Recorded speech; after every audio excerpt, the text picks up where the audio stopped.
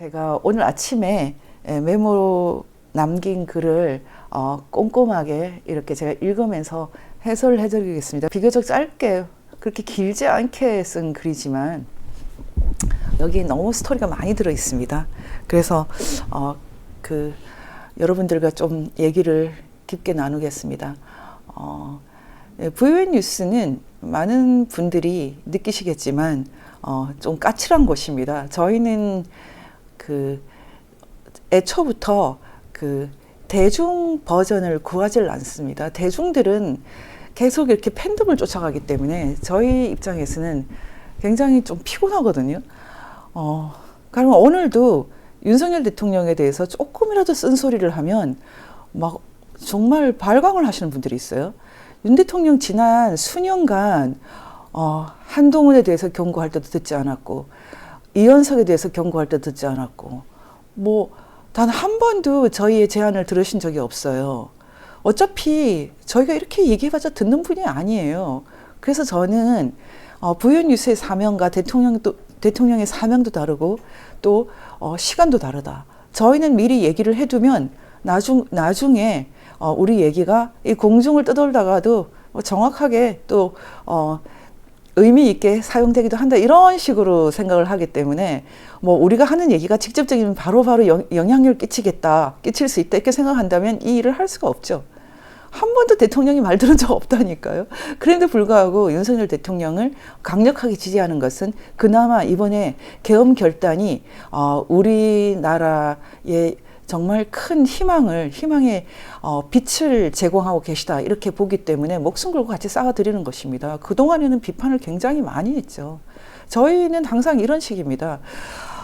그래서 우리가 윤석열 대통령을 호산나 이렇게 그리고 팬덤처럼 쫓아가지 않는다고 해서 뭐라고 하지 마세요. 그건 저희 스타일이 아니에요. 다 아시겠지만 민주당에서 헌법에서 자유민주주의에서 자유 빼려고 할 때도 저희가 제일 먼저 발견해서 투쟁했고요. 그리고 부정선거 문제 5년 가까이 목숨을 걸고 싸웠고요. 기타 등등 많은 사건들 한가운데에서 저희는 저희 입장을 고수해 왔거든요. 그래서 여러분들께서 좀 저희가 갖고 있는 그 스탠스를 이해해 주셨으면 좋겠습니다. 제가 오늘 쓴 글을 한 구절 한 구절 그냥 읽겠습니다. 지난 열흘간 많은 사람을 만났다. 1999년 이래 나의 본 캐릭터는 북한 인권운동가라는 것을 가까운 사람들은 안다. 그러나 제가 극도로 사람들을 대면하지 않는 것도 알고 있습니다.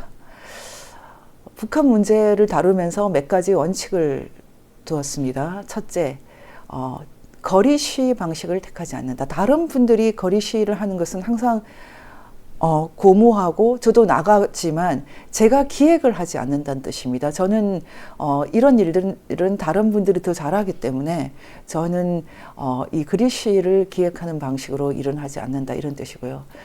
둘째, 돈이나 물량으로 일하지 않는다. 저희는 많은 돈을 이렇게 후원을 받거나 후원을 요청하지 않습니다. 돈이 떨어지면 그냥 돈 없어졌어요 라고 그냥 말을 합니다.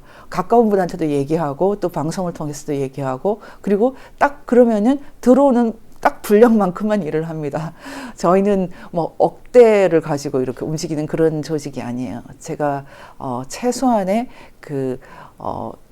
후원금과 또 필요한 어떤 그런 것들로 일을 하는 그런 스타일이고요.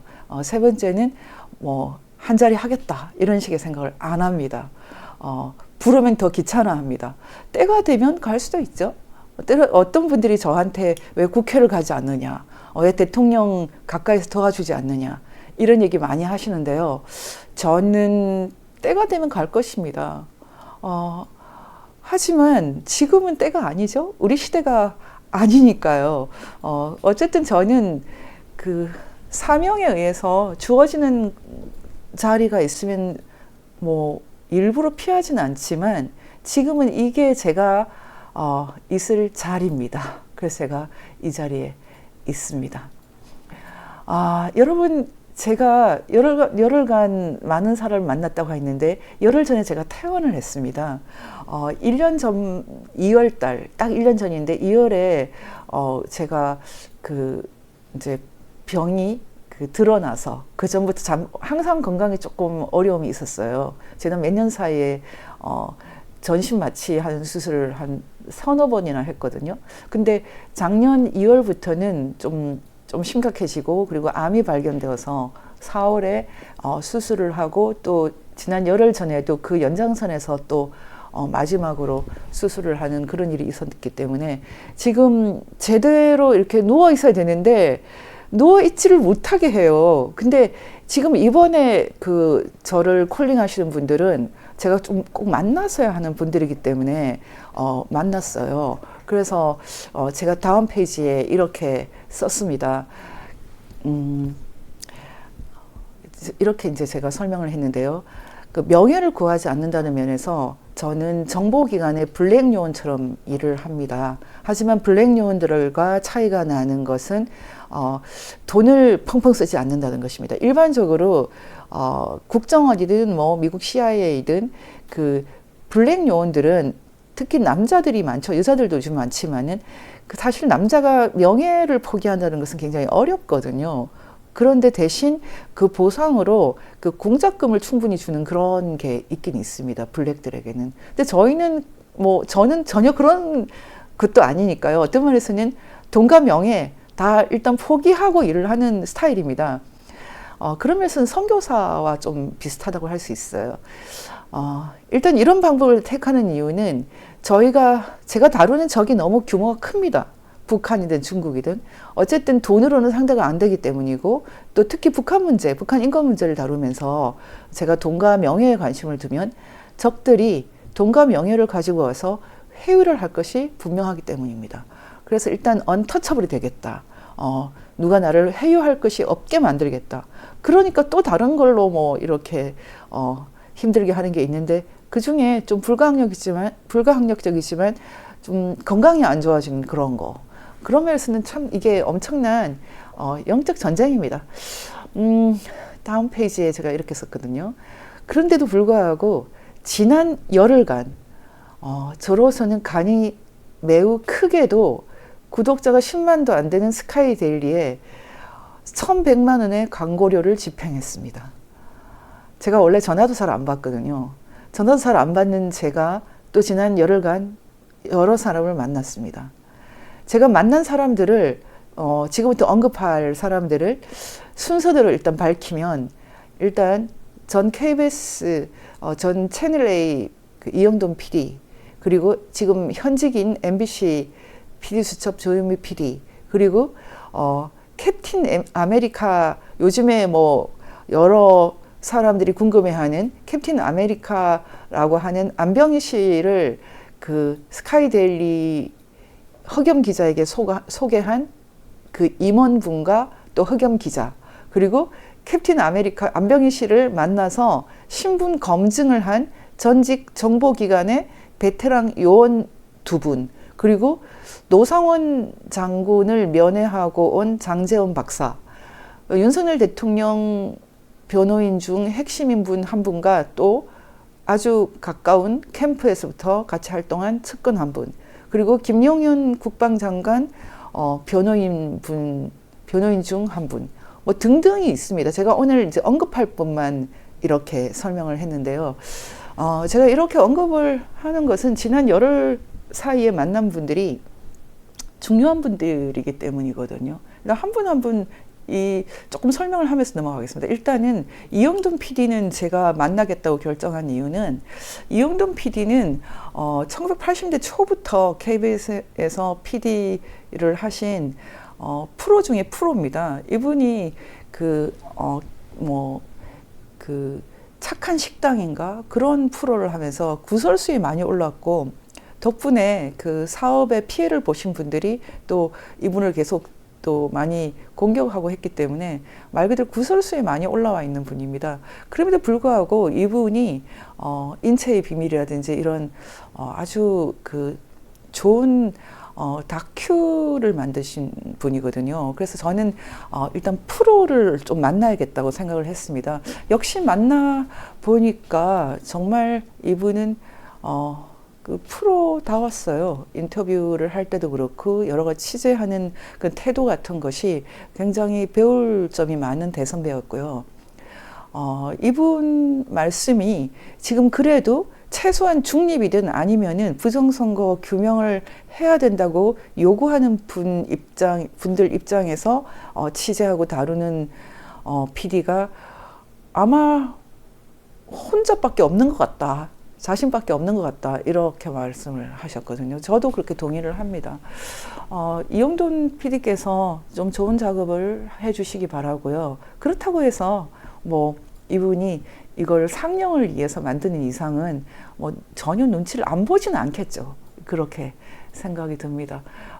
제가 이번에 만났을 때 PD님 왜 그렇게 구설수에 많이 올랐습니까? 여쭤봤더니 수십 년 동안 그러지 않았는데 그분이 보수 쪽 정치 캠프에서 그 홍보 담당 일을 하기로 결정하면서 그렇게 됐다고 하더라고요. 그래서 그 공격이 들어오는 그 정도가 뭐 상상을 초월한다라고 생각할 정도였다고 그러시더라고요. 그래서 그분도 좀 어려운 일을 겪으면서 우리 사회에서 어떤 종류의 말을 할 수 없는 뭐 방어권이 보장되지 않는 그런 공격에 대해서 이해를 하고 계시더라고요. 제가 그래서 지금 부정선거 문제도 맞습니다. 비슷합니다. 이렇게 얘기했어요. 여러분 다 아시는 김새로운 배우가 잘못됐는데 저는 한국 사회가 뭔가 벌이 과도합니다. 그게 참 힘들어요. 너무 벌이 과도해요. 그런 현상에 대해서 저희가 좀 생각을 해야 된다 이렇게 생각을 하거든요. 일단 이영돈 PD가 작업을 잘 하고 계시고 저는 그렇다고 해서 뭐 완전히 우리 편에 만들 거라고 생각하지 않고 그럴 필요도 없습니다. 그분 수준에서 하시면 됩니다. 그리고 MBC PD 수첩의 조현미 PD님 그 밖에도 몇 분의 PD와 또 취재 구성 작가님과 얘기를 나눴는데요.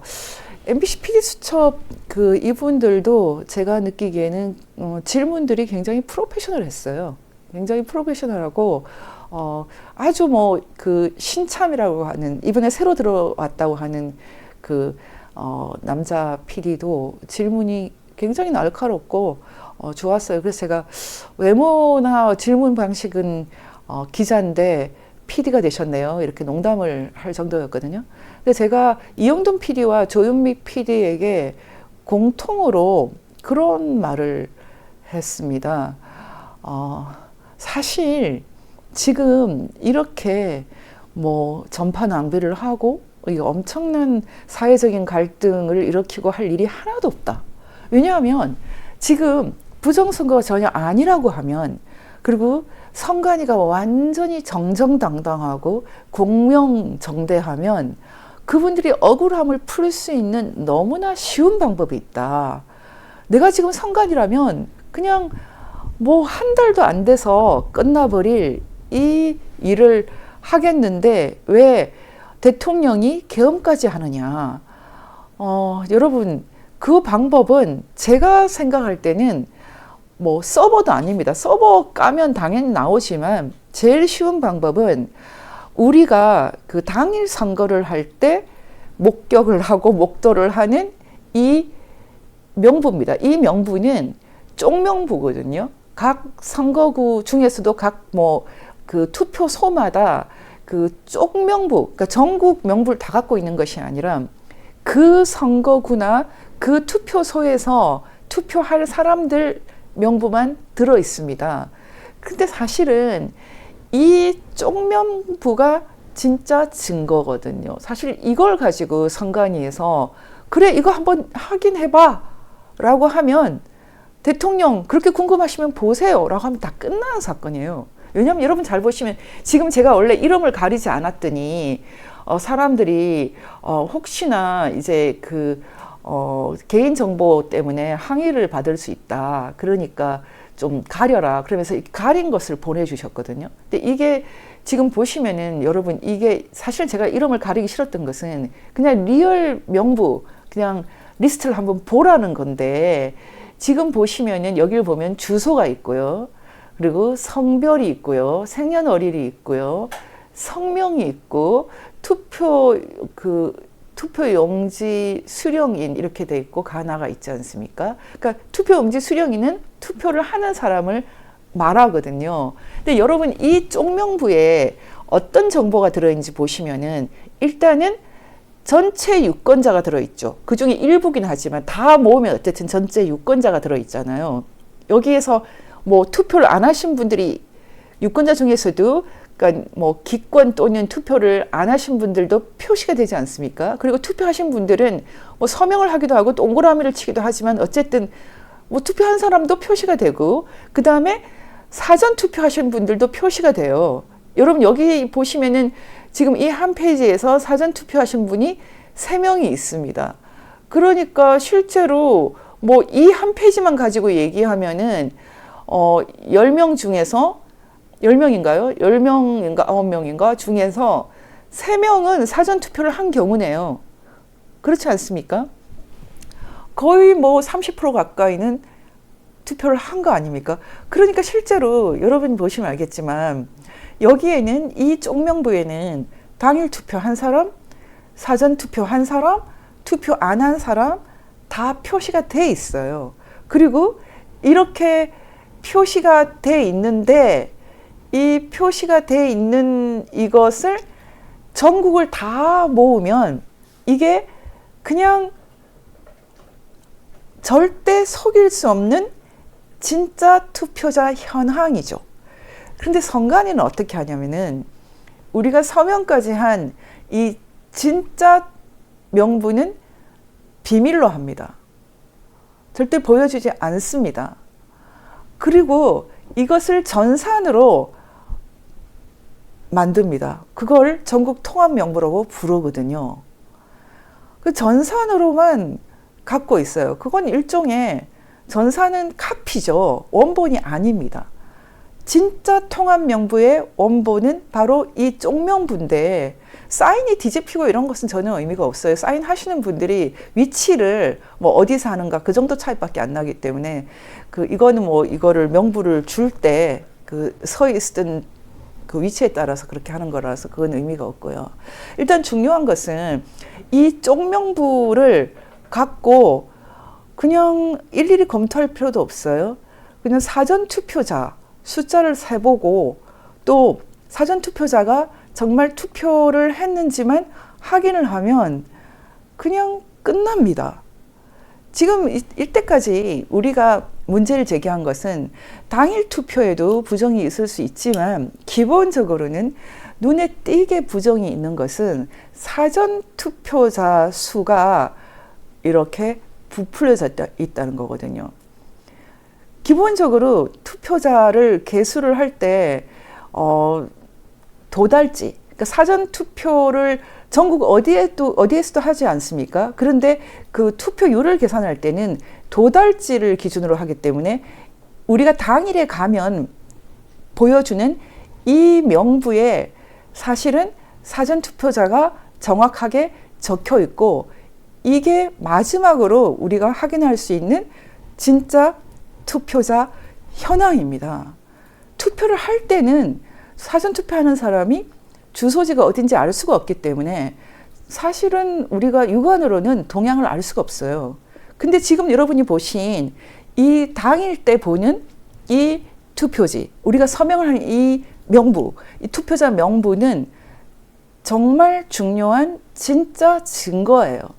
그래서 이것을 수거해서 뭐 안 되면은 한 지역구만이라도 수거해서 사전 투표자 수를 세 보면 됩니다. 지금까지 우리는 계속해서 사전 투표자 수가 10% 이상 전국적으로 다 부풀려져 있다 이렇게 말했거든요. 말하자면은 안 한 사람이 한글로 표시되어 있을 수도 있지만 뭐 한 사람을 중복 한 표를 했는데 그 사람은 2표를 한 것처럼 또는 죽은 사람 아니면 뭐 감옥에 있거나 뭐 전신 식물인간으로 누워 있거나 주민번호는 있지만 실제로 투표를 할 수 없는 사람들이 투표한 것처럼 돼 있나? 이렇게 조사하면 되거든요. 그건 굉장히 간단한 수사예요. 이 수사를 할 수가 있으면은 이게 지금 뭐 계엄까지 하거나 아니면은 지금 뭐 온갖 사회 갈등이 일어나거나 그럴 필요가 있습니까? 없거든요. 저는 선관위가 그렇게 당당한데 왜 이 간단한 검증을 안 하나? 지금 헌재에서 부정선거 검증을 하겠다고 하면 전부 기각이 돼요. 대통령이나 김용현 국방장관이나 노상원 전 사령관이나 공통적으로 말하는 것은 부정선거 때문에 계엄을 했다. 이렇게 말하거든요. 장용훈 씨 나가세요. 저 사람 지워버리세요. 지금 강연 저렇게 루드하게 말하는 사람은 절대 여기 못 오게 하세요. 그리고 지금 여러분 제 얘기를 들으면은 지금 선관위가 정말 당당하면은 절대로 이런 식으로 하지 않는다. 너무나 간단한 검증 방법. 친자 소송이라면 유전자 검사에 거의 뭐 비슷한, 유전자 검사와 비슷한 이 명부 확인, 이것만 하면 끝나는 겁니다. 어떻게 그런데 이 간단한 방법을 안 쓰는 거죠? 제가 지금 선관위 사무총장이면 지금 한 지역구만 딱 이 쪽명부를 수거해서 재판부에 내겠습니다. 이렇게 간단한 방법이 있습니까? 지금 이렇게 되어 있습니다. 그래서 지금 대통령이 부정선거 때문에 계엄까지 했는데도 이 간단한 확인을 못합니다. 제가 이렇게 설명을 했더니 MBC PD가 아니 그걸 계엄까지 할 필요가 뭐가 있습니까? 그리고 대통령 되자마자 그렇게 궁금하면 하시지. 지금에 와서 왜 지금 계엄까지 하고 쉽게 말하면 난리를 치는 겁니까? 그런 식으로 질문을 하더라고요. 그래서 제가 그랬죠. 아니 대통령이 왕도 아니고 지금 이런 자유민주주의 국가에서 대통령이 직접 수사를 하는 게 아니다. 대통령은 검찰총장을 임명을 하고 그리고 그 임명하는 것까지 일단 하는 거지. 그리고 수사를 제한할 수는 있겠지. 하지만 검찰총장이 하는 것이고 검사가 하는 것인데 검사가 수사 근처에 가려고 해도 영장을 쳐도 바로 탄핵을 시켜버리는데 어떤 검사가 수사를 할 수 있느냐. 대통령이 검사를 통해서 수사를 할 수 있으면은 뭐 때문에 계엄까지 하겠느냐. 제가 그렇게 질문을 했어요. 반문을 한 거죠. 제가 MBC PD 수첩과 2시간이 넘는 대화를 했지만 결코 저한테 유리하게 또 우리한테 유리하게 보도가 안 나올 것을 알고 있습니다. 그래서 제가 알고 있다고 얘기했어요. 당신들의 디렉터가 누군지 알고 있다. 누군지 말해달래요. 제가 그래서 VN 뉴스에서는 말하겠지만 당신들한테는 얘기 안 하겠다. 그렇게 말했어요. VN 뉴스에서는 다 얘기했습니다. 지금 MBC를 장악하고 있는 그 권태선이라는 사람은 백낙청 라인이에요. 그 남편은 연대 교수 출신 그 남편은 아예 창비에 임원으로 가 있으시죠. 백낙청이라는 사람은 해방 이후, 건국 이후 가장 거물 간첩이다. 제가 그렇게 말했어요. 그런 MBC에서 일개 PD가 하면 얼마나 자율적으로 훌륭한 방송을 제작하겠느냐. 그럼에도 불구하고 난 당신들을 만난다. 그냥 이 자리가 소중하다. 그렇게 얘기했어요. 난도질을 하든 알아서 하세요. 난도질을 하겠죠. 제가 가만히 있을 사람이 아닙니다. 그럼에도 불구하고 저는 만납니다. 그래서 제가 일단은 그 선별을 해서 두 방송사를 만났어요. 네, 제가 왜 이들을 만났는지 이제 설명을 드렸습니다. 다시 말하면 지금 스카이데일리니 머니가 필요가 없어요. 그냥 선관위에서 그 억울함을 풀기 위해서 그냥 쪽명부를 모아서 갖다 줘라. 재판부에, 헌재에. 그래서 그 숫자 세보게 해라. 그게 선관위에서 최종적으로 발표한 그 숫자랑 일치하고, 특히 사전투표자가 실제로 사전투표한 사람하고 일치하면 게임은 끝나는 거다. 우리가 말했던 모든 것이 다 거짓이 되고, 중국 간첩 체포설도 다 거짓말이 되고, 뭐 우리 같은 사람은 선관위를 모독한 죄로 뭐 감옥 갈 수도 있겠네. 이렇게 쉬운 걸 두고 왜 괴롭히지? 저도 빨리 끝났으면 좋겠다. 그렇게 얘기했어요. 바로 그겁니다. 지금 캡틴 아메리칸이 뭐 어쩌고 하는 그 우화 같은 그런 일들 필요 있습니까? 그냥 간단하게 선관위가 그냥 쪽명부 모아서 갖다 주면 돼요. 지금 공무원 노조에서 아주 웃기는 성명을 냈어요. 전국 공무원 노조라는 것이 한국 병의 거의 시작입니다. 이 사람들은 암덩어리예요. 공무원 노조를 허용한 사람은 정말 벌 받아야 됩니다. 이 공무원 노조라는 작자들이 박세일이라는 사람, 박세일이 아니면 죄송합니다. 박세길이라는 다현사, 다시 쓰는 한국 현대사, 이런 정말 김일성에게 헌정된 책이나 마찬가지인 그런 책을 가지고 공무원들을 가르치고 그런 노조예요. 이 공무원 노조에서 부정선거 음모론은 궤변이다. 아니, 음모론 한번 썼으면 이제 또 그 궤변은 뭐 궤변입니까? 전국 공무원 노조에서 입장문을 그렇게 냈어요. 지금 이 사람들이 부정선거 다 들킨 거 아는데도 불구하고 음모론이라는 단어, 그리고 극우라는 단어, 그 두 개에 그냥 대롱대롱 매달려 그냥 뭐 생사의 갈림길에서 헤매고 있죠. 너무 약하죠. 이 사람들은 자유민주주의를 그냥 극우라고 부르고요. 부정선거 규명을 하자고 하면 그냥 음모론이라고 부릅니다. 그게 지금까지 통했는지 모르지만 대통령 계엄을 하고 감옥까지 간 상황에서 통하지는 않겠죠. 한번 우리가 읽어볼까요? 이렇게 돼 있어요. 전국 공무원 노동조합은 19일 부정선거 음모론은 궤변이다 는 내용의 입장문을 발표했다. 이건 기사 형태로 되어 있습니다. 공무원 노조는 투표 및 개표 관리, 진행 등 모든 선거를 직접 관리하는 현장 지방 공무원들을 대신해서 입장을 밝힌다. 며 부정선거 음모론에 대해 반박했다. 먼저 개표는 자치단체별로 개표소를 설치해서 경찰의 통제하에 공무원, 일반 시민 등 정해진 개표 요원들이 각 정당에서 추천한 참관인들이 배석한 가운데 투표함을 개함, 정해진 절차대로 진행된다고 지적했다. 우리는 개표 전에 이미 다 표가 들어가 있다.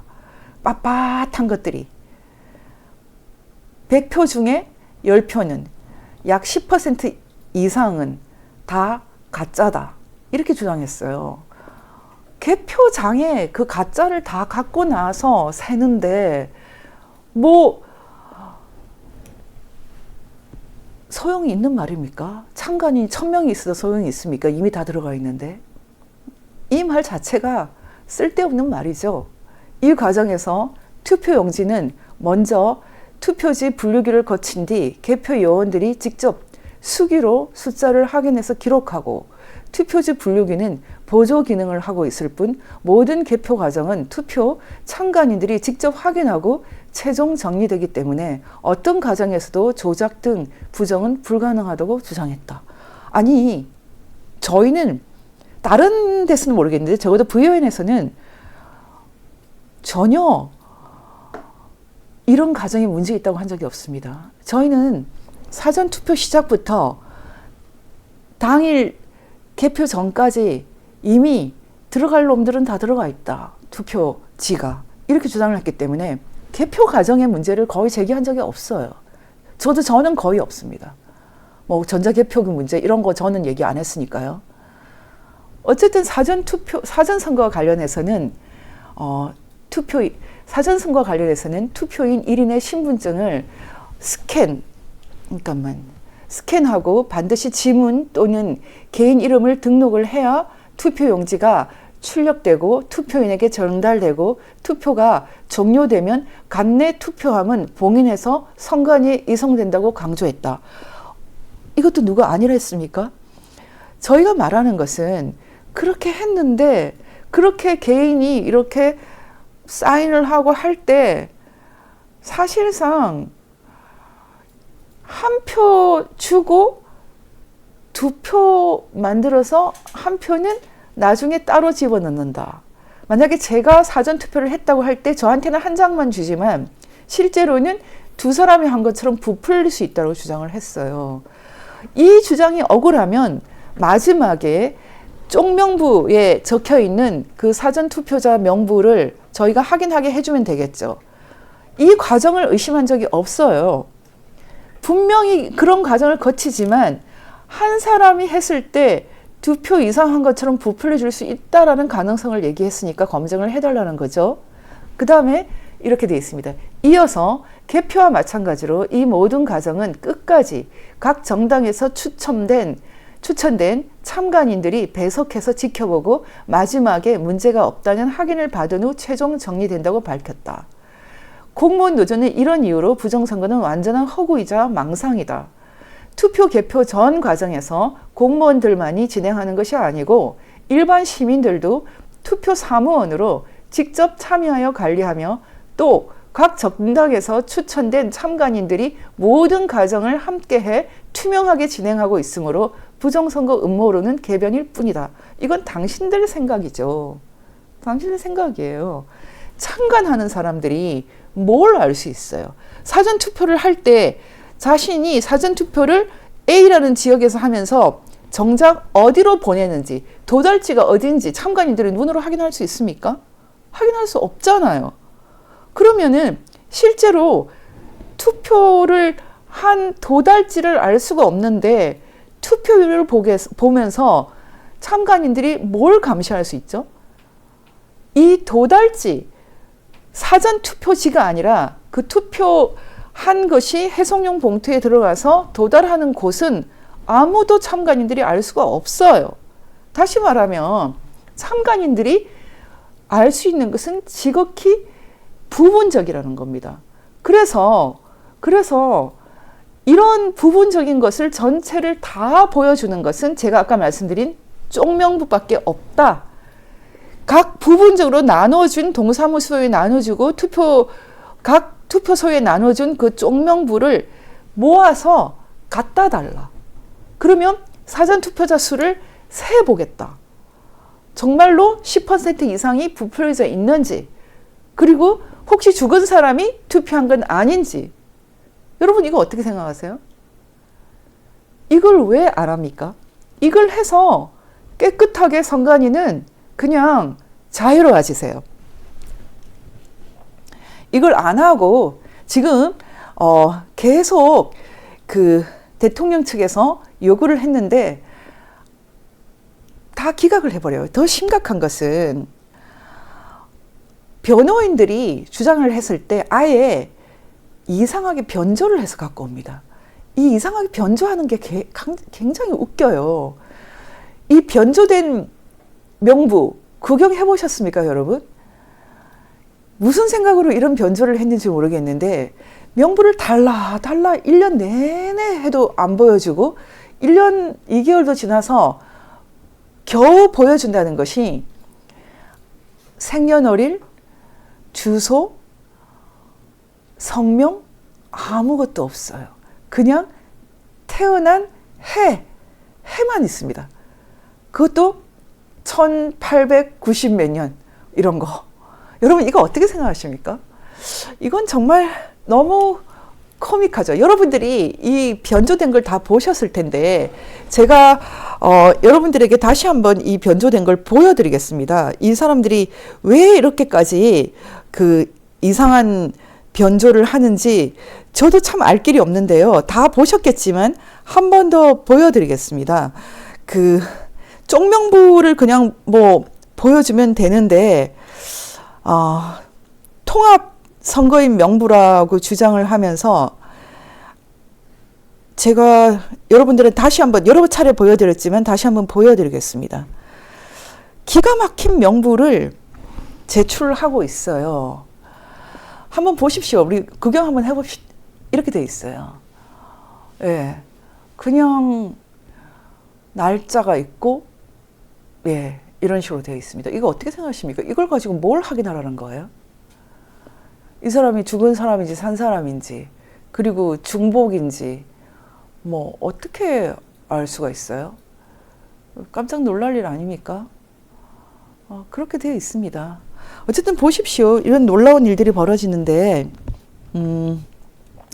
계속 제가 쓴 걸 읽어보겠습니다. 그러면 본격적으로 캡틴 아메리카 얘기를 좀 하겠습니다. 캡틴 아메리카를 처음 소개한 스카이 데일리 임원 겸 흑염 기자.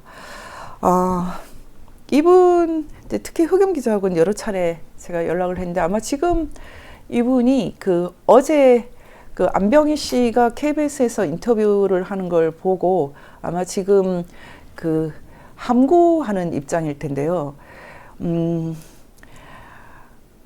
제가 만약에 지금 흑염 기자 입장이라도 입을 다물겠습니다. 왜냐하면 지금 이 안병희 씨하고 말싸움을 할 그런 대상이 아닙니다. 저는 오히려 자세히 이 사람이 KBS에서 인터뷰한 걸 들으면서 오히려 KBS가 지금 함정에 빠진 게 아닌가 생각을 했거든요. MBC도 그렇고 지금 좌파 진영, 좌익 진영의 특징이 말이 막히면 그냥 메신저를 공격하는 방식으로 하고 있어요. 지금 이제 여기도 질문이 허언증 환자다 이렇게 물었는데, 제가 확실히 말씀드릴 수 있는 것은 이 사람에 대해서 정확하게 아는 사람이 없습니다. 이 사람에 대해서 정확하게 아는 사람이 없어요. 그것만 아시면 됩니다. 근데 저는 이 안병이라는 사람을 옛날부터 알고 있어요. 오래전부터. 그래서 제가 페이스북으로 자기가 미군에서 일했다 이런 거, 그런 코스프레를 해서 사진을 올리고 계속, 그래서 저는 좀 재밌는 사람이네 이렇게 하면서 그냥 무시를 했거든요. 좀 죄송한 얘기지만. 근데 이 사람은 가대망상증 환자든 아니면 코스프레를 하든 아니면 허언증 환자든 이 사람에 대해서 제대로 정보를 아는 사람이 없습니다. 이게 가장 특징이에요. 이 사람이 심지어 대한애국당에서 구청인지 이런 후보로까지 나온 그런 사람인데요. 아는 사람이 없어요. 자신이 그린 베레 출신이라고 얘기를 했다고 합니다. 이번에 이 사람을 검증을 한 제가 이제 4번째 만났다고 했던 캡틴 아메리카 안병희를 처음 소개한 임원가 흑염 기자 말고 이 사람의 신분을 검증한 전직 정보기관 요원들이 있어요. 이분들은 최상급 가장 높은 수준의 전문 베테랑들이었어요. 이런 다 여러분 좀 있으면 다 아시게 될 텐데 몇십 년 동안 활동을 한 베테랑이에요. 근데 이 분들이 이 검증을 이제 하는 방식이 있거든요. 가령 북한에서 이렇게 온 탈북자들을 검증할 때 하는 방법이 있어요. 어떤 고향이 어디다 말하면 그 고향에서 살았던 사람이 아니면 모를 만한 그런 것들을 물어보면서 검증을 하거든요. 근데 이런 방식으로 검증을 했는데 사실 이런 검증을 해도 허가 있거든요. 아무리 베테랑이라도 전혀 이렇게 알 길이 없는 허가 있어요. 대표적인 허가 빈 곳이 유성 사건입니다. 유성 유의 같은 경우는 실제로 북한에서 살았고 학교를 다녔고 북한에서 직장이 있었고 그래서 살았던 자기 고향 함경북도, 함경남도 이 지역을 훤히 다 알고 있고 그러니까 어떻게 해도 방법이 없죠. 그러니까 이 유성 이 두 남매는 국정원에서 엄밀히 검증을 했지만 이 사람들이 걸러내지를 못했거든요. 걸러내지 못했던 것은 그 걸러낼 때 꼭 필요한 게 있습니다. 그 필요한 정보가 이 한계가 있는 거죠. 사실 말하자면은 이 사람들이 화교였잖아요. 북한에서 태어났고 북한에서 살지만 중국 국적이었거든요. 그러니까 중국 사람이죠. 그런데 검증을 하시는 분들이 그냥 탈북자라고 생각하지 화교라는 생각을 못하는 거죠. 거기까지는 이러지를 못한 거예요. 그래서 이 사람이 탈북자 신분을 얻어서 한국에서 서울시 공무원까지 되지 않았습니까? 그래서 생긴 굉장히 불행한 사건이었죠. 나중에 그 국정원 요원 한 분은 블랙 요원은 자살까지 시도하지 않았습니까? 그 정도로 심각한 사건인데요. 말하자면은 아무리 베테랑도 어떤 변수는 처리를 못하는 게 있어요. 지금 이 국정원 출신의 두 분이 검증을 했던 그 검증 과정을 제가 얘기를 다 들어봤거든요. 뭐 여러 가지 방식으로 검증을 했더라고요. 근데 이 두 분이 그 얘기하시는 게 그래요. 100% 이 사람이 맞다라고는 결코 할 수 없다. 무엇보다도 어떤 종류의 그 약물을 마약은 아니라고 합니다. 어쨌든 약물을 섭취해서 일반인들하고 좀 다른 사람이라고 하더라고요. 그래서 뭐 각성제 같은 그런 걸 먹기 때문에 뭐 며칠씩 잠도 안 자고 그래서 일반인들하고 되게 다른 사람이라서 실제로 이 사람에 대해서는 믿지를 않았답니다. 이분들이. 그래서 다른 방식으로 이 사람 말을 부분적으로 취하기는 하지만 그 이전에 이미 빌드업되어 있는 그 정보가 있었기 때문에 그 정보를 기본적으로 가지고 미국 쪽의 요로를 통해서 정보라인을 통해서 검증하는 그런 과정을 거쳤다고 합니다.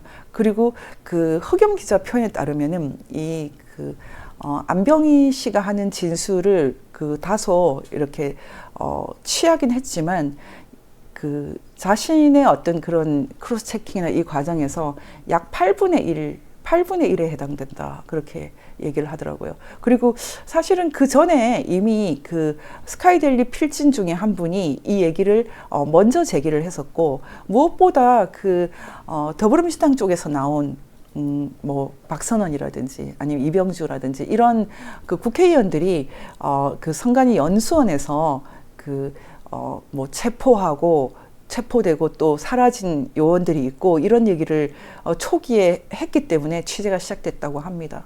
그리고 거기서 출발했는데 실제로 우리가 꼭 알아야 되는 취재해야 되는 어떤 그런 부분에 대해서 전혀 정보를 공개하지 않고 CCTV도 소위 말하는 선관위 연수원 쪽에도 CCTV가 있습니다. 그런데 그 CCTV를 전혀 공개하지 않고 이런 것들 때문에 숨기는 것이 있다라는 그런 것에서 취재가 시작됐고요. 무엇보다 시사인이라는 매체에서 처음부터 취재를 했고 또 여러 매체에서 취재를 했는데 갑자기 다 침묵을 지키고 반대로 이 메신저들을 공격하고 또 허겸 기자나 스카이데일리를 공격하는 걸 보면서 이상한 일이 벌어졌다 이렇게 생각을 했다고 합니다. 그래서 처음 취재가 시작되고 나서 중간에 나타났던 안병희라는 인물은 전체에서 약 8분의 1에 불과하고 훨씬 더 많은 정보를 통해서 종합적인 판단을 했다. 이렇게 말을 했습니다. 그런데 계속해서 이 과정에서 메신저를 공격하고 매체를 공격하고 이런 일이 벌어지기 때문에 지금 스카이데일리 입장에서는 회사가 여러 가지 어려움에 처하게 돼서 아마 좀 다른 방식으로 접근을 하는 것 같습니다. 지금 이제 제가 오늘 제목을 이렇게 했었거든요.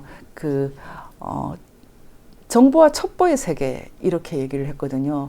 사실은 저도 예전에 기자 시절에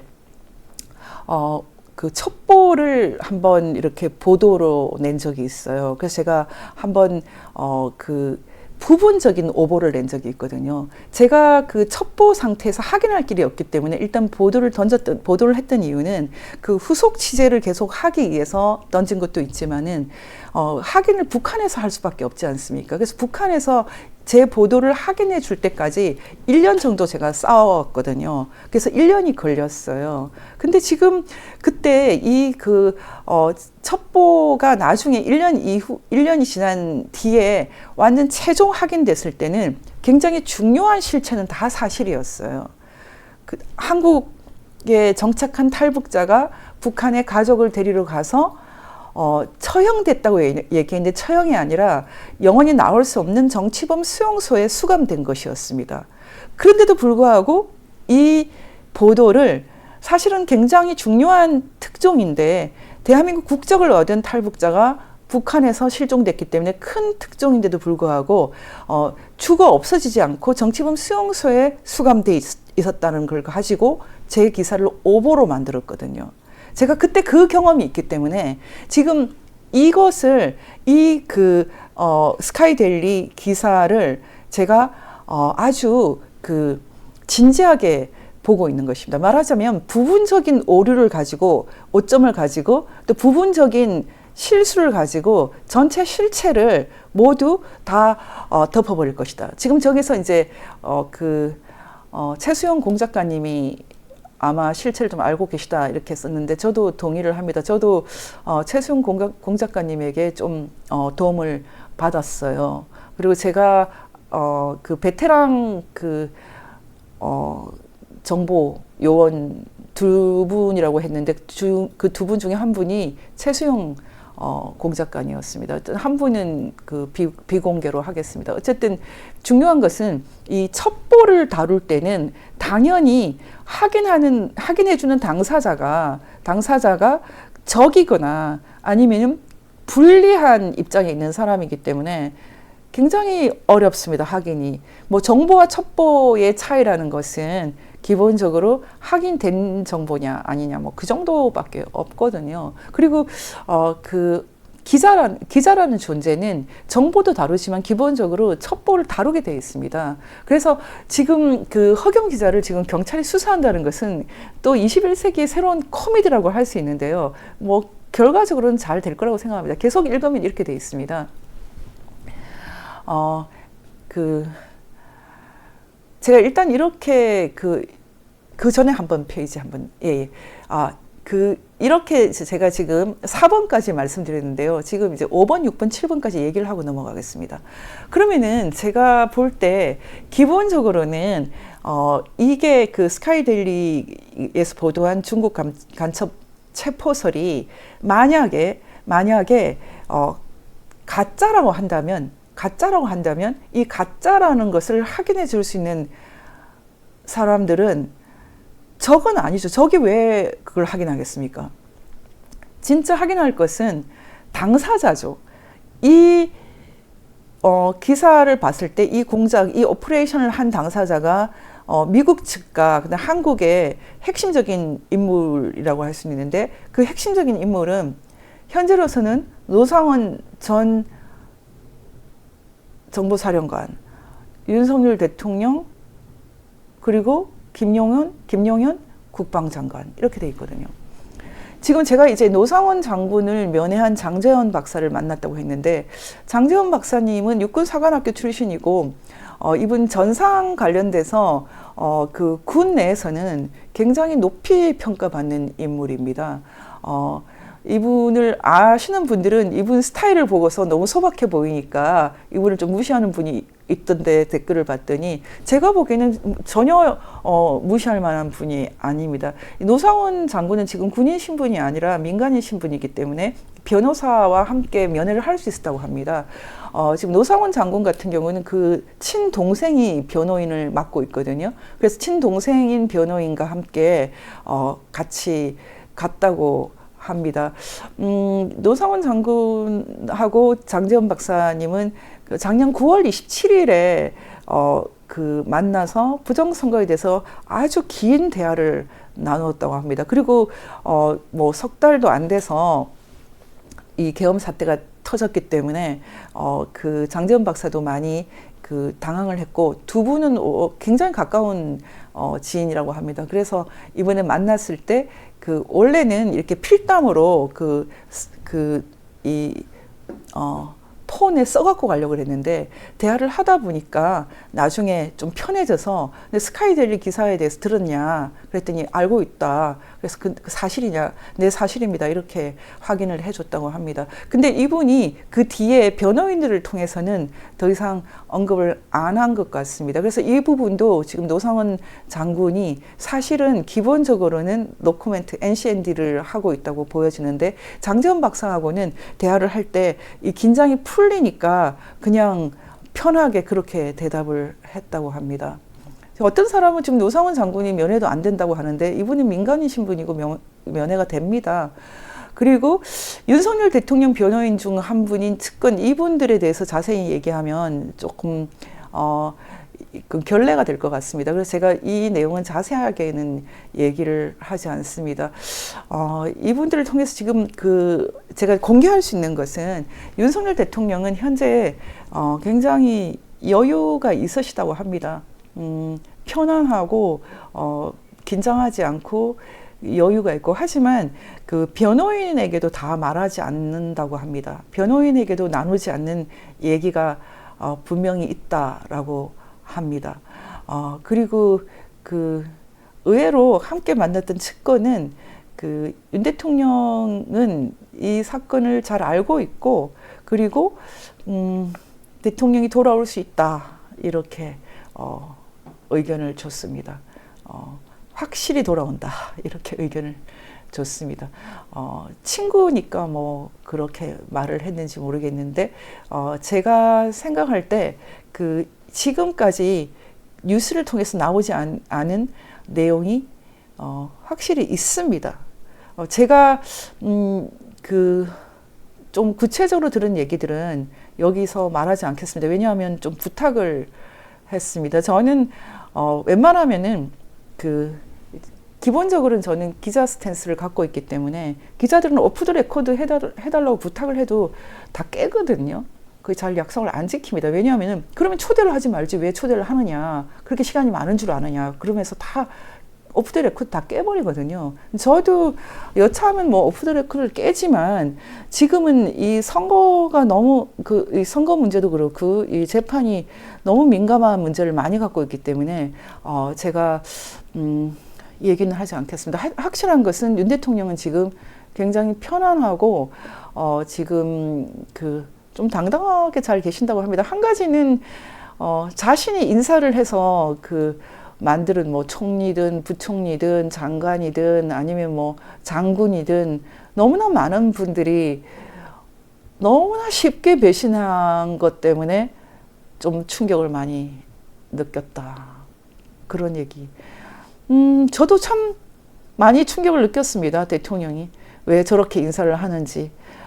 어떻게 한동훈을 법무부 장관까지 시키고 나중에 당대표까지 될 때까지도 그대로 보고 계셨는지는 모르겠지만 대통령의 시간과 우리의 시간이 다르니까요.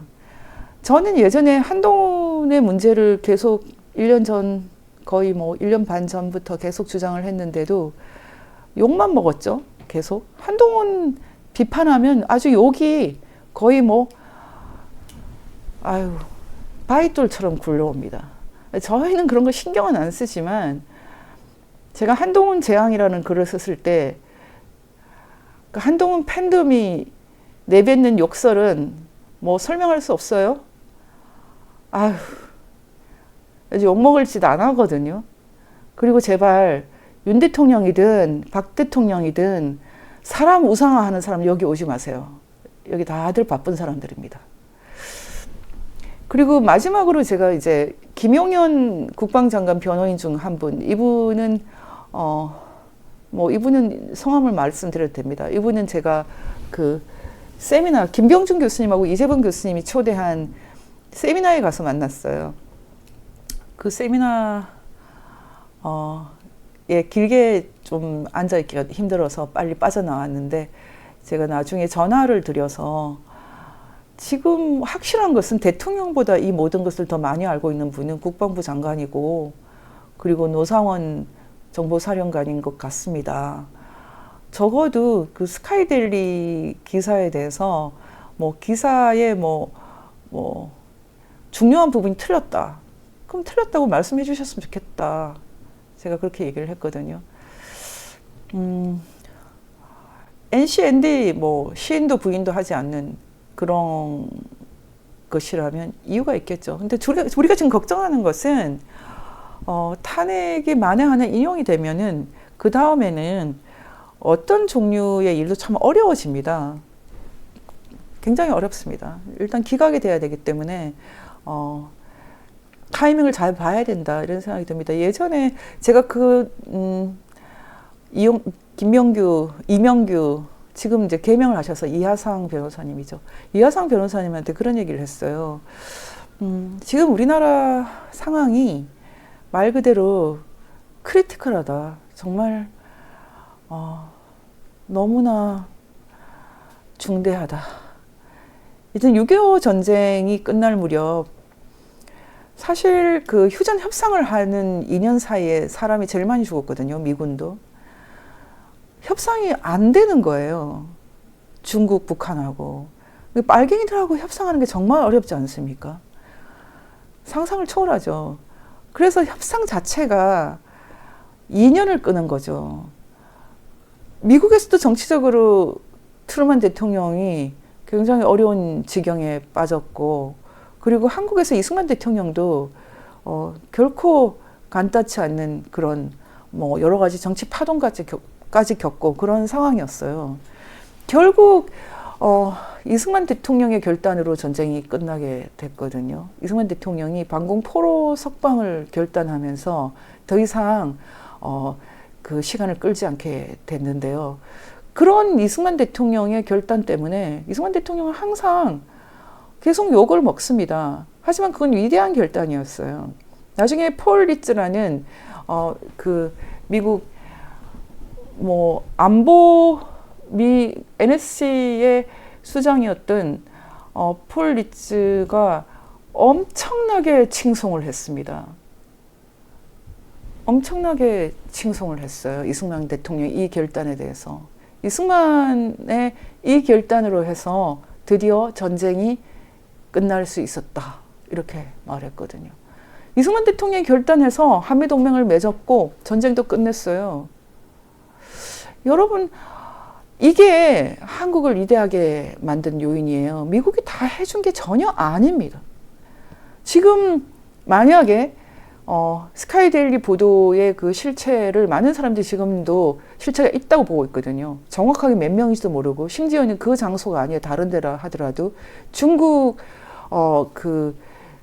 북한의 해커들, 그 전쟁이 아니라 이 선거 범죄를 자행하는 해커들이 잡혔다. 이런 것은 실체가 있다라고 지금 알려져 있거든요. 미국이 결단하면 그 정도는 얼마든지 그 수사를 할 수가 있습니다. 여러분 다 아시는 그 NSA라고 하는 정보기관, 미국은 정보기관이 큰 정보기관이 16개가 있는데 우리나라는 국정원 중심으로 돌아가지만 미국은 기본적으로 CIA죠. 그렇지만 이 16개가 다 독립적으로 다 흩어져 있고 각각이 아주 중요한 역할을 하고 있거든요. 그 중에 요즘에 이제 여러분들이 이제 첩보나 정보에 대해서 관심을 많이 가지게 됐겠지만 요즘 한국 사람들이 웬만하면 법 전문가, 헌법 전문가, 뭐 정보 전문가, 첩보 전문가 그렇게 바뀌고 있어요. 그러니까 말하자면 여러분이 요즘에 첩보기관, 정보기관까지 다 공부를 하고 계시겠지만 미국 정보기관에서 이 National Security Agency라고 하는 NSA 같은 경우는 사람을 통해서, 휴민트를 통해서 정보를 수집하는 기관이 아니에요. 여기는 신호로 하는 곳이거든요. 여러분이 많이 얘기를 들었을 거예요. 그래서 지금 이 NSA 같은 데서 뭐 특정 단어를 가지고 이렇게 감청하거나 도청하는 그 능력. 여러분 그런 것은 정말 상상을 초월하는 것 아닙니까? 그 정도 그 정보 능력은 전 세계에서 지금 미국밖에 없답니다. 지금. 사실 그럼에도 불구하고 각 나라가 갖고 있는 정보기관은 적어도 그 지역에 대해서는 그래도 뭐 강력하죠. 아무리 훌륭한 정보기관이라 하더라도 뭐 CIA가 한국 문제에 대해서 한국 그 NIS보다 더 잘할 수는 없거든요. 근데 지금 한국 NIS, KCIA가 완전히 지금 무너졌어요. 저는 요즘에 사실 저는 언터처블이라고 했으니까 그냥 말할게요. 지금 세이브 코리아하고 그 정강 목사님하고 둘로 좀 나눠져서 지금 집회를 하는데 저는 이걸 좀 안심합니다. 왜냐하면 세이브 코리아 쪽 분들하고 제가 더 가깝고 제가 존경하지만 하는 얘기를 듣고 있으면은 아유 언제까지 저렇게 할 건가 걱정이 너무 됩니다. 이 부정선거 문제를 하다 보면 시작이 김대중인데 김대중을 뭐 칭찬하면서 칭송하면서 부정선거 문제를 해결을 할 수나 있습니까? 그게 다 속도가 다르고 시간이 다르고 수준이 달라서 어쩔 수 없다고 하는데 뭐 그렇게 해서 여기까지 온 거 아닙니까? 계속. 그래서 한편으로는 아이고 저렇게 가다가 하세월이다. 결국 해결도 안 되겠다. 그런 생각이 드는 거죠. 그래서 저는 지금 전한길 강사님 때문에 사람들이 많이 그래도 좀 깨어난다고 해서 뭐 그분 존경하긴 하는데요. 아유, 안심이 안 되죠. 안심이 안 됩니다. 윤석열 대통령 그렇게 사람 못 보시는 분이 돌아온다고 해서 갑자기 뭐 눈이 아주 천리안처럼 바뀔까? 정말 안심이 안 됩니다. 그러니 저희가 끝까지 이 피곤한 일을 할 수밖에 없습니다. 그렇게 되어 있어요, 지금 구조가. 그래서 저는 조금 더 빨리, 속도 빨리 가고, 속도 빨리 빼는 정강 목사님도 필요하고, 더 빨리 빼는 저희도 필요하고, 그리고 조금 천천히 가시는, 우리 세이브 코리아, 다 그냥, 귀하게 생각하려 합니다. 싸울 필요도 없어요. 어쨌든 그렇게 돼 있어요. 계속 읽겠습니다. 지금 시간이 가기 때문에 좀 더 빨리 읽겠습니다. 일단 이렇게 요약을 한 것은 오늘 스카이데일리 중국 간첩 보도설에 대해 제가 의견을 말할 자격이 있다는 것을 확인하기 위해였습니다. 1차 소스가 되는 분들을 많이 만났어요. 제가 다 아주 길게 대화를 했습니다. 캡틴 아메리카 안병희 씨는 오래전부터 나도 그 존재를 아는 사람이다. 이 사람에 대한 평가는 허언증 환자 또는 미국 그린베레 출신의 전직 요원이다. 문제는 대부분의 사람들은 이 사람이 허언증 환자이기만 하다고 말하지도 않고 미국 그린베레, 미국 뭐 특전사죠. 특수군인 출신의 요원이기만 하다고 말하지도 않는다. 둘 다일 수도 있는데 둘 중에 하나일 수도 있다. 말하자면 허언증 환자일 수 있고 그냥 그린베레일 수도 있고. 제 입장은 관심이 없습니다. 관심이 없다. 이게 제 입장입니다. 가능성 크지는 않고 심지어 거의 없지만 아주 기가 막힌 블랙요원 정보맨이라고 해도 여전히 저는 그 사람에 대해서 관심이 없어요. 일단 이런 기인은 무조건 저는 패싱입니다. 제쳐둡니다. 그럼에도 불구하고 스카이데일리 광고를 결정한 것은 전반적으로 이 보도의 실체가 살아있다고 판단했기 때문입니다. 저희가 1,100만 원이나 들여서 이 광고를 할 때는 스카이데일리를 좀 돕겠다는 생각 물론 있지만 이인호 교수님 그 책의 핵심 부분을 세상에 공개하기 위해서입니다. 이인호 교수님의 이 책의 핵심 부분은 이 광고 자체가 요약인데요. 이 요약에 이미 다 들어 있습니다. 제가 그런 평가를 말했는데요. 이분의 생애의 주제인 러시아 혁명보다 그리고 온 세상이 칭송하는 프랑스 혁명, 저는 칭송 안 하지만 프랑스 혁명보다 대한민국 건국은 더 위대한 혁명이다. 이 광고에 적혀 있습니다. 그래서 이 광고를 이 세상에 내보내기 위해서 저희가 기본적으로 제작을 했는데요. 이 광고에 그렇게 적혀 있습니다. 1936년생이신 이인호 교수님은 지금도 젊은이보다 더 빠른 걸음으로 다니시면서 어디서든 대한민국 건국은 위대한 혁명이라는 사실을 후대를 위해 목소리 높여 설파하신다. 이분이 말하는 대한민국 건국혁명이란 그분 자신의 생애의 주제인 러시아 혁명보다, 서양 사회 랜드마크처럼 버티고 있는 프랑스 혁명보다 더 위대한 것이다.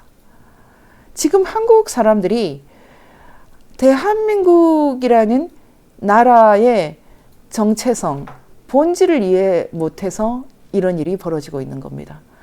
원래 조선이라는 나라는 부흥운동이 없어요.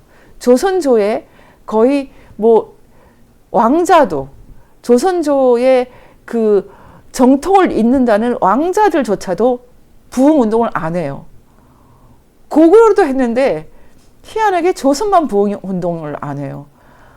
근데 지금 봤더니 북한이 하고 있는 짓이 조선의 부흥운동이고 한국 좌익들이 하고 있는 것이 조선 부흥운동이에요. 그들은 대한민국을 지우고 싶어 합니다. 1948년에 위대한 나라 대한민국이 건국된 것을 악몽으로 생각해요. 우원식이라는 사람은 지금 조선에서 그랬던 것처럼 시진핑한테 가서 머리 조아리고, 심지어는 대한민국 건국방해, 남로당의 대한민국 건국방해의 가장 상징적인 사건이었던 4.3 배지를 달고 다니고 그러고 다닙니다. 야, 21세기에 바라보는 이 시대착오적인 조선 부흥운동 참 꼴 좋아요. 참 꼴 좋습니다. 지금 분탕 그만하고 뭉치자고 얘기하는데 뭉칠 방법이 있으세요? 한번 저한테 말해보세요. 그러면 뭐 손 목사님한테 뭉쳐요? 아니면 전 목사님한테 뭉쳐요? 지금 뭉치자는 사람도 둘 중에 한 분 중에 이미 정해져 있는 거 아니에요? 무책임한 말하지 마세요. 뭉칠 수 있으면 뭉치겠습니다. 뭉쳐집니까? 지금 저렇게 말씀하시는 분 제 생각으로는 전 목사님 편일 것 같은데요. 둘 중에 한 분 편들면서 저런 말씀하시면 안 되죠. 흩어져도 됩니다. 전체 파이가 커지면 되죠. 중요한 것은 3.1절에 다 나오고 그리고 전국 곳곳에서 목소리를 내는 것입니다. 원탑 리더를 통해서 하나로 가자 이런 얘기는 지금은 하지 맙시다. 원탑 리더라고 하면 그래도 지금은 윤석열 대통령이죠. 일단 윤석열 대통령 나오시게 하고 그분이 뭐 사람 보는 눈이 없든 속도가 너무 느리든 뭐 5.18 비석을 안고 우시든 지금의 윤석열 대통령은 그래도 원탑 리더라고 할 수 있죠. 그분이 대통령으로서 했던 결단 그거 하나만으로도 인정을 하겠습니다. 저는 계속해서 앞서가면서 대통령을 많이 비판을 했던 사람으로서 지금 역사의 현장 한가운데 가장 돋보이는 분은 윤석열이다 이렇게 생각을 합니다. 어쨌든 각자의 방식으로 그분을 복귀를 위해서 노력하면 되고 너무 안 뭉쳐도 돼요. 어떻게 뭉칩니까? 정광훈 목사님이 남의 말 듣습니까? 세이브 코리아 사람들 다 그분들 스스로 대지식인이라고 생각을 해요. 정광훈 목사님처럼 그렇게 거칠게 나오면 적응이 안 된답니다. 이번에 MBC 피스첩이나 뭐 여러분들이 정광훈 목사님에 대해서 저한테 의견을 묻더라고요. 그래서 제가 못하는 일을 하시는 분이죠. 저는 그렇게 대답을 했어요. 제가 그분만큼 모을 수 있으면 하겠는데 제가 못하지 않습니까? 당연히 존경하죠. 저는 그렇게 대답을 했어요. 예, 어쨌든 제 생각이 그렇습니다. 그럼에도 불구하고 어쨌든 저희는 열심히 나아갑니다. 조정진 대표가 세계일보에 계셨을 거예요. 그래서 뭐 저보고 통일교를 밀어주냐 그런 식으로 얘기하지 마세요. 그렇게 말하면은 한국에서 빛나는 아름다운 뭐 그런 순결한 존재가 있습니까? 세계일보 분들이 대부분 다 통일교 아니에요. 크리스천들이 제일 많아요. 세계일보가 통일부 재단은 맞는데 통일교 재단도 세속 법인으로 들어온 이상은 똑같이 사람들을 모으고 그러기 때문에 또 그냥 하나의 직장이 되는 겁니다. 그런 원리가 있어요. 그리고 통일교를 우리가 비판할 때 있고 비판 안 할 때 있죠. 통일교 교도라고 해서 선거 때 표 안 줍니까? 다 주지 않습니까? 그런 세계를 다루고 있는 거거든요. 그래서 지금 예전에 제 수업을 들었다는 친구가 오늘 페이스북에서 스카이 데일리를 옹호하더니 통일교를 옹호합니까? 이렇게 써놨더라고요. 제가 그래서 나가라 그랬어요. 아무 말 하지 말고. 스카이 데일리 S는 서초, K는 어디래요? 강남? Y는 용산. 그 지역의 부동산 매체였죠. 그리고 아주 작은 매체인데 그 매체가 지금 이제 좀 제도권으로 올라오고 있는 그 상황인데 계속해서 초기에 한 2개인가 신천지 광고가 들어갔다고 그걸 가지고 신천지라고 하고 그걸 가지고 통일교라고 하고 피곤해 죽겠어요. 신천지 사람들도 다 한 표씩 있습니다. 그런 차원도 있는 거죠. 우리가 교리를 가지고 싸우고 아니면 범죄성어로 싸우고 여러 가지가 있지만 지금은 부정선거를 가지고 싸우고 있는데요. 저는 지금 그런 얘기는 안 할 거예요. 일단 그런 얘기 할 때가 있고 안 할 때가 있는 겁니다. 조정진 대표는 지인이라고까지는 말할 수 없지만 왜냐하면 제가 그분하고 만나거나 그런 적이 없으니까요. 그분은 근데 경결한 분이죠. 진심이 있으신 분이에요. 좋은 분이에요. 그런 안에 스카이 데일리 글을 싣는 것을 포함해서 칼럼니스트 등재를 고사했습니다. 저한테 여러 차례 부탁했지만 전 다 거부했는데 오늘 허락도 안 받고 그냥 막 올리셨더라고요. 괜찮습니다. 그냥 그때 제가 그렇게 칼럼을 올리는 것은 보도자료랑 마찬가지니까 제가 워낙에 이렇게 까칠하니까 좀 사람들이 좀 그냥 불편해서 접근을 잘 안 하는데 스카이 데일리에서는 굴하지 않고 제가 거부해도 그냥 칼럼을 올리십니다. 좋습니다. 제가 그렇게 하시면 또 방법이 없어요. 계속하면 또 이렇습니다. 첩보와 정보의 차이는 확인의 여부입니다. 확인된 첩보는 정보가 되죠. 확인된 첩보가 아닌 경우 확인을 했는데 가짜다 그러면 첩보는 사라지죠. 정보의 수준으로 못 가죠. 기자라는 존재는 정보를 주로 다루지만 첩보를 기사로 쓸 때가 있습니다. 제가 예전에 그 기사를 쓸 때는 이 기사를 북한이 확인을 해주면 사람이 살아 돌아온다라고 생각했기 때문에 썼거든요. 굉장히 불가피하지만 그럴 때가 있어요. 특히 북한이나 중국 등 적성 국가에 관련된 팩트는 정보 수준의 이런 확실한 것도 나중에 첩보로 끝나는 경우가 많습니다. 왜냐하면 거짓말을 하니까 확인이 정말 어렵습니다.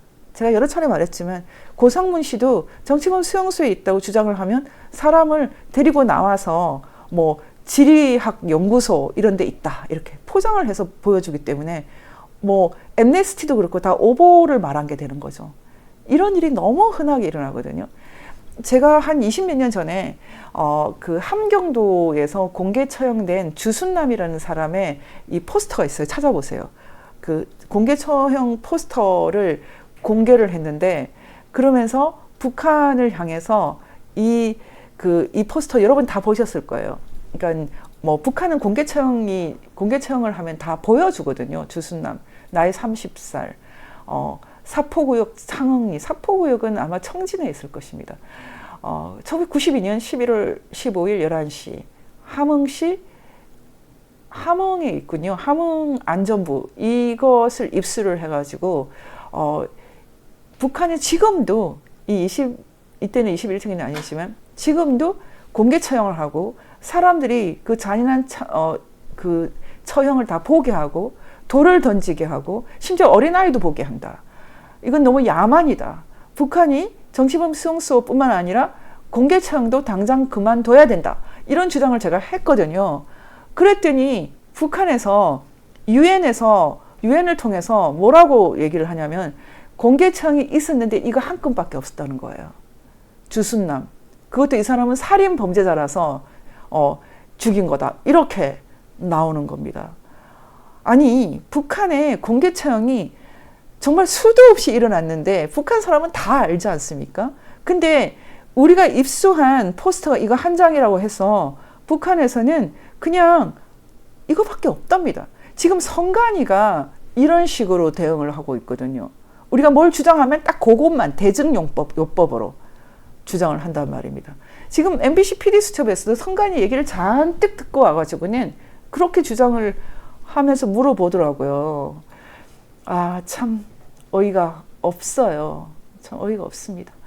어쨌든 오래전에 함경도에서 공개 처형된 주순남이라는 사람의 사형 집행을 알리는 벽보를 들이밀며 북한을 향해 공개 처형을 그만두라고 주장하며 기사를 썼다.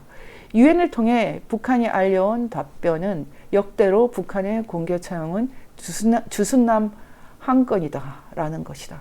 북한은 세상을 이렇게 속인다. 지연 말편, 제가 지연 말단을 지연 말편으로 좀 바꿔서 부를 때가 있거든요. 왜냐면 말단보다는 편자, 조각편으로 바꿔 부르니까 더 확실해서. 그랬더니 어떤 분이 댓글로 이걸 고치시더라고요. 그래서 저는 저희 독자들이 정말 대단하다는 생각이 듭니다. VN 뉴스는 사실은 어렵지가 않거든요. 근데 시간이 좀 달라요. 지금은 이해가 안 돼도 나중에 이해되시는 분은 다 또 이해가 돼요. 내용이 어렵지가 않아요. 그냥 아직까지는 귀가 안 열려 있는 그런 거지 내용 자체는 어렵지 않습니다. 어쨌든 지연 말단의 흠이나 꼬투리를 갖고서 실체 전체를 덮는 것은 너무 흔한 방식이죠. 북한도 그렇고 한국 좌익도 그렇고. 그리고 여차하면 그것도 안 되면 사람을 죽여서 덮기도 하고 갑자기 수사를 다 좌절시키는 식으로. 하여튼 실체를 덮고 진실을 덮는 방식이 기가 막히게 북한하고 좌익이 같아요. 한국 좌익의 모든 방식이 북한, 중국과 너무 흡사하다. 선관위의 중국인 연루에 대해서 물으면 은평에서 발견된 그 한 건뿐이라고 선관위에서 말을 하고 있어요. 이번에 헌재에도 그렇게 말했답니다. 아, 기가 막혀요. 정말로 선관위 연수원에 중국인들이 없었습니까? 있었다는 거 저는 알고 있는데요. 너무나 기가 막힙니다. 그 앞에 우리가 이런 상황에 싸우고 있습니다. 그래서 제가 캡틴 아메리카 같은 그런 존재에 대해서 관심이 안 가는 거예요. 어떤 실체가 있고 뭐 진실이 있으면은 메신저를 공격하면서 실체를 다 덮어버리는 거 너무 물려요, 진짜. 언제까지 이렇게 해야 됩니까? 계속 보겠습니다. 어제 국방부 장관과 대통령 변호인을 통해서 제가 항의를 했습니다. 스카이데일리 보도를 첩보 상태에 두는 것은 대통령과 국방장관, 전 정보사령관의 탓입니다. 아니면 아니라고, 모르면 모른다고 해줘야 됩니다. 이 정도는. 만약에 터무니없고 그런 공작을 한 적이 없는데 윤 대통령을 돕는 사람들이 그걸 가지고 기대를 걸고 그걸 사실이라고 믿고 있다면 그것도 심각한 거거든요. 그러니까 아니면 빨리 아니라고 해줘야 돼요. 근데 맞다면, 정말로 그런 체포 사건이 있었다면 사실은 지금 NCND, 시인도 부인도 하지 않는 상황이란 뜻이고 결국 미국만 바라보고 있다. 그런 뜻이에요. 트럼프 대통령 배신할 수 있습니다. 나쁜 게 아니에요. 트럼프 대통령 미국 사람들이 뽑은 사람이지 우리가 뽑은 사람이 아니거든요. 미국은 1970년대에 가장 소중한 우방 중에 한 나라였던 장개석의 대만을 버렸습니다. 중공을 택했어요. 안보리에 중공이 들어갔습니다. 대만은 유엔에서도 쫓아냈어요. 그리고 먹고 살 수 있게는 해줄게. 세계 최고의 반도체 공장을 지어줬죠. 사람도 그렇지만 국가도 먹고 살면 답니까? 유엔 회원국 자격까지 박탈된 대만이 반도체로 먹고 산다고 해서 온전한 주권국이 아닙니다. 우리도 그렇게 가야 됩니까? 우리는 그렇게도 못 갑니다. 왜냐하면 북한이 있기 때문에. 그냥 북한한테 먹혀요. 중국 속국이 됩니다. 제가 농담하는 것 같아요. 중국이든 미국이든 우리를 속국 삼는 것은 너무 지긋지긋하다.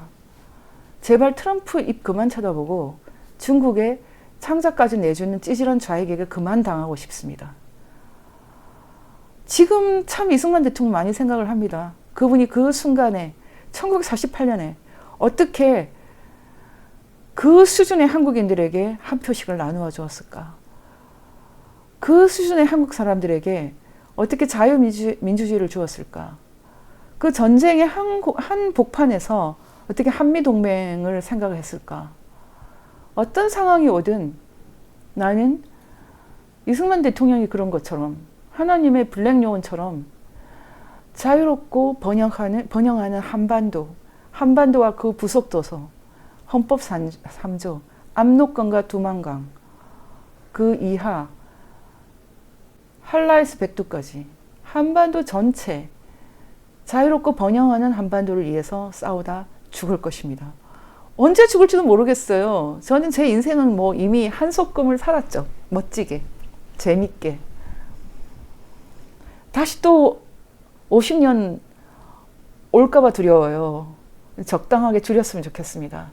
어쨌든 지금까지 싸워온 것처럼 자유롭고 번영하는 한반도를 위해서 싸우는 것이 사명이고 그렇게 하기 위해서 태어났고 그렇게 살 것입니다. 다들 참 사람 피곤하게 만드네. 이건 무슨 뜻이냐면 사람 메신저 공격하는 것을 멈춰야 된다. 더 많은 상황을 봐야 된다. 제 결론은 이것입니다. 저희가 그 스카이데일리를 가감하게 지원하게 된 것, 저희 이사님들도 다 동의를 했어요. 지원한 것은 스카이데일리가 거의 죽도록 막고 있기 때문에.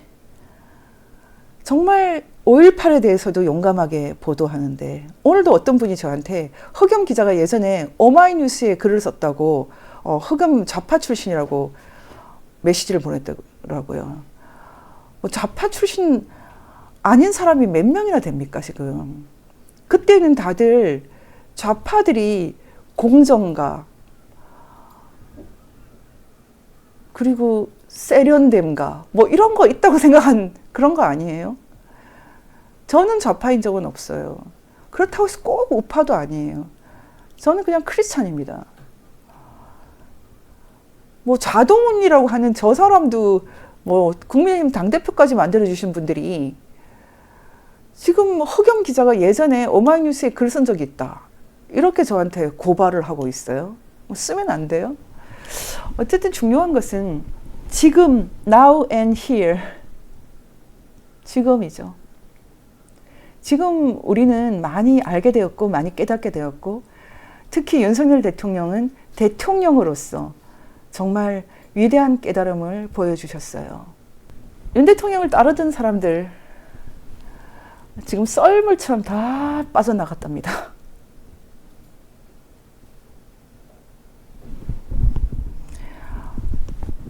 예레미야 애가에 나오는 딱 그 상황이겠죠. 한때는 성읍을 이루었던 그 도시가 쓸쓸해진 것처럼.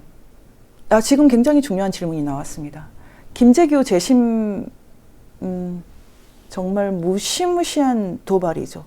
대한민국 국가 가치를 완전히 전복시키겠다. 부정선거가 완전히 들켰기 때문에 부정선거조차 정당화하는 방법은 1948년에 만들어진 이승만의 자유선거와 이승만의 헌법과 이승만의 대한민국이 틀렸다. 원천적으로 대한민국은 틀렸고 그때 이미 1948년에 김일성 희화에 대한민국을 넣어서 공산 통일이 됐어야 된다라고 생각하는 사람들이 지금 정권을 갖고 있기 때문에요. 그 사람들이 어차피 부정선거가 들켰으니까 1948년 체제를 엎어버리겠다. 그런 뜻입니다. 한번 해보시지.